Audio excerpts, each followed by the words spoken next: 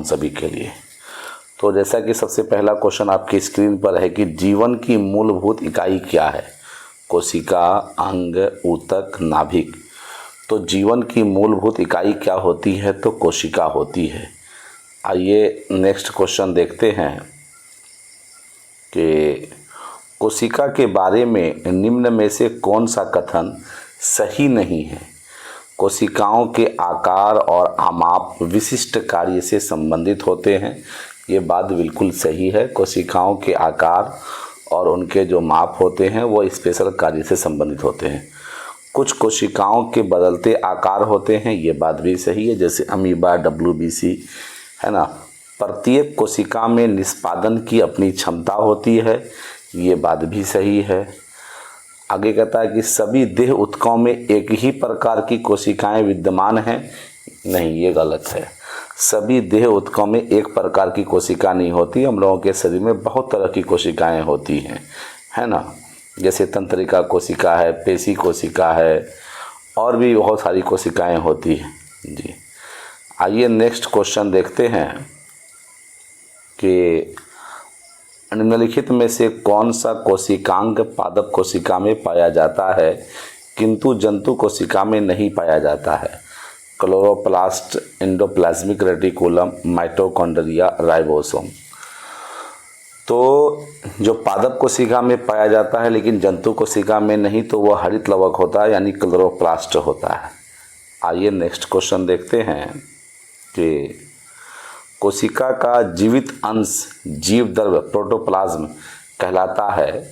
यह किससे बना होता है? यानी कि जो प्रोटोप्लाज्म है, जीव द्रव्य, ये किससे बना होता है?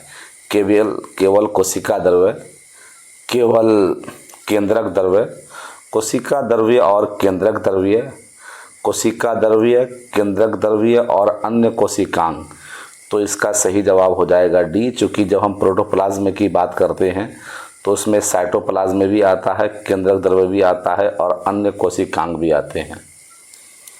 नेक्स्ट क्वेश्चन देखते हैं कि 80% से अधिक कोशिका में पाया जाने वाला पदार्थ है।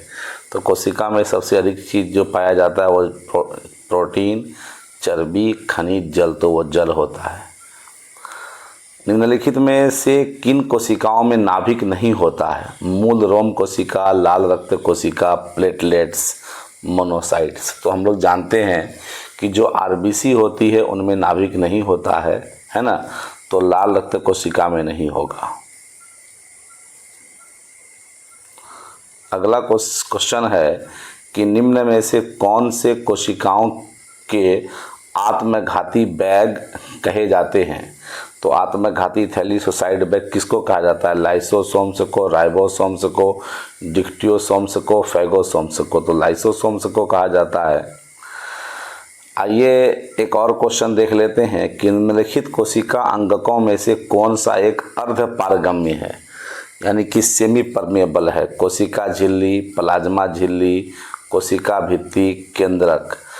तो हालांकि अर्ध पारगम्य है, तो जहाँ तक हमको मालूम है कि कोशिका झिल्ली और प्लाज्मा झिल्ली ये तो एक ही नाम है, फिर भी आप प्लाज्मा झिल्ली कह देख सकते हैं 8 का B। लेकिन ये थोड़ा सा मेरे समझ से बाहर है। कि निम्नलिखित में से किसको कोशिका का पावर प्लांट भी कहा जाता है? गोल्जी काय, माइटोकॉन्ड्रिया, राइबोसोम, लाइसोसोम। तो कोशिका का पावर प्लांट माइटोकॉन्ड्रिया को कहा जाता है जी। यह श्वसन श्रृंखला का उपयोग कर पादप कोशिकाओं में ऊर्जा का उत्पाद करता है। केंद्रक, माइटोकॉन्ड्रिया, राइबोसोम, हरित लवक। तो कोशिकाओं में ऊर्जा का उत्पाद श्वसन श्रृंखला के दौरान कौन करेगा? माइटोकॉन्ड्रिया करेगा जी। एक और क्वेश्चन देख लेते हैं कि मानव शरीर में मौजूद निम्नलिखित कोशिकाओं में से किसमें माइटोकॉन्ड्रिया नहीं पाया जाता है? लाल रक्त कोशिका, यकृत कोशिका, मांसपेशी कोशिका, श्वेत रक्त कोशिका। तो हम लोग को पता होना चाहिए कि जो RBC होता है ना तो इसमें न्यूक्लियस होता है ना माइटोकॉन्ड्रिया होता है। तो 11 का A सही हो जाएगा। 12 नंबर, निम्नलिखित में से किसका नियंत्रक केंद्र कौन है? सॉरी निम्नलिखित में से कोशिका का नियंत्रक केंद्र, तो control room of the cell कौन कहलाता है? केंद्रक, प्लाज्मा, लाइसोसोम, क्रोमोसोम। तो न्यूक्लियस को कहते हैं, केंद्रक को कहते हैं। अगला है कि निम्नलिखित की कोशिका सूक्ष्मतम जीवित कोशिका है। Bacterium, bread mould, mycoplasma, virus. तो सबसे छोटी कोशिका तो माइकोप्लाज्मा होती है। आइए देखते हैं नेक्स्ट क्वेश्चन के। डीएनए का संबंध जिस अति मूल प्रोटीन से है उसे क्या कहते हैं? गैर एल्ब्यूमिन, हिस्टोन, गैर हिस्टोन, एल्ब्यूमिन। तो डीएनए जिस प्रोटीन से लिपटा हुआ होता है उसका नाम है हिस्टोन। 14 का बी हो जाएगा। एक क्वेश्चन और है कि जीव कोशिकाओं में आनुवांशिक लक्षणों के नियंत्रण में निम्नलिखित में से कौन सा उत्तरदायी है? यानी आनुवांशिक लक्षणों के नियंत्रण में एंजाइम, हार्मोन, आरएनए, डीएनए, उपरोक्त में से कोई नहीं या उपरोक्त में से एक से अधिक। तो इसका सही जवाब हो जाएगा डीएनए। डीएनए में ही वो सारा पावर होता है जो सारे कैरेक्टर को कंट्रोल करता है। एक क्वेश्चन और है कि पुरुष में पुरुषत्व के लिए कौन सा गुणसूत्री संयोजन उत्तरदायी? यानी पुरुष में जो पुरुष के कैरेक्टर होते हैं XO, XXX, XX, XY। तो पुरुष में जो है XY होता है। तो 29 सॉरी हम अगला पेज में चले गए हैं ना। 14 नंबर के बाद हम लोगों को जो है 15 नंबर क्वेश्चन देखना चाहिए।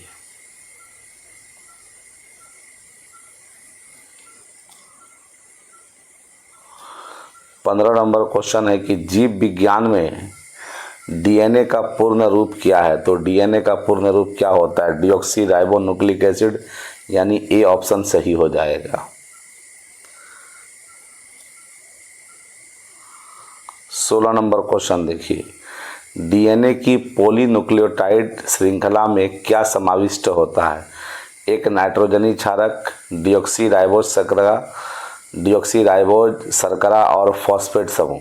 तो पहला वाला ही ऑप्शन सही होगा, क्योंकि डीएनए का जो पॉलीन्यूक्लियोटाइड होता है उसमें नाइट्रोजनस बेस भी होता है, शुगर भी होता है और फॉस्फेट भी होता है। शुगर में डीऑक्सीराइबोज शुगर होता है।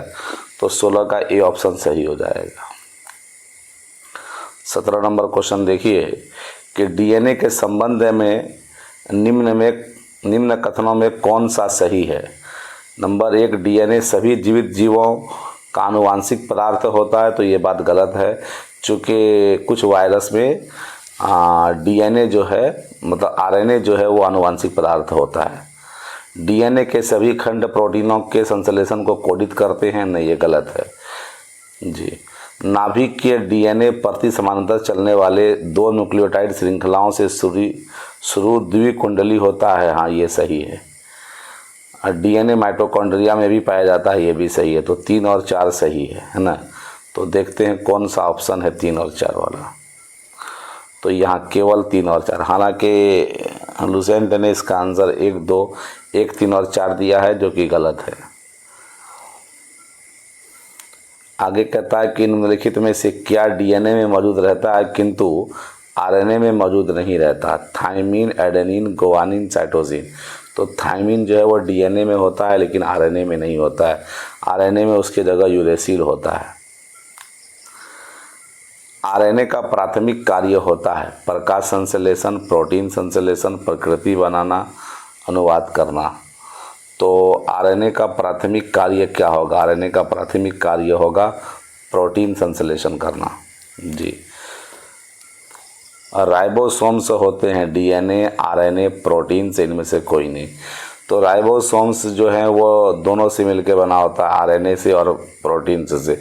तो हालांकि इसका आंसर बी भी होगा और सी भी होगा जी। आनुवांशिक यूनिट अर्थात जीन होते हैं केंद्रक झिल्ली में, कोशिका कला में, लाइसोसोम में, गुणसूत्रों में। तो जीन कहाँ होता है? क्रोमोसोम में होता है।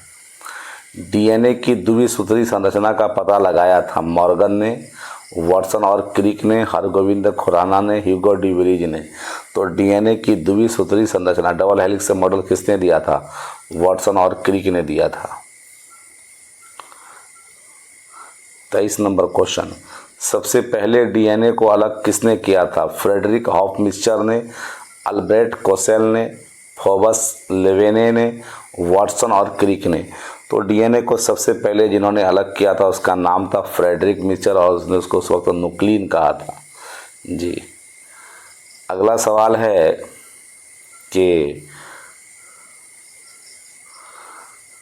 डीएनए के 2 स्ट्रैंड बंधे होते हैं, हाइड्रोजन बॉन्ड्स द्वारा, सहसंयोजक बॉन्ड्स द्वारा, स्थिर विद्युत बल द्वारा, वंडरवाल्स बलों द्वारा।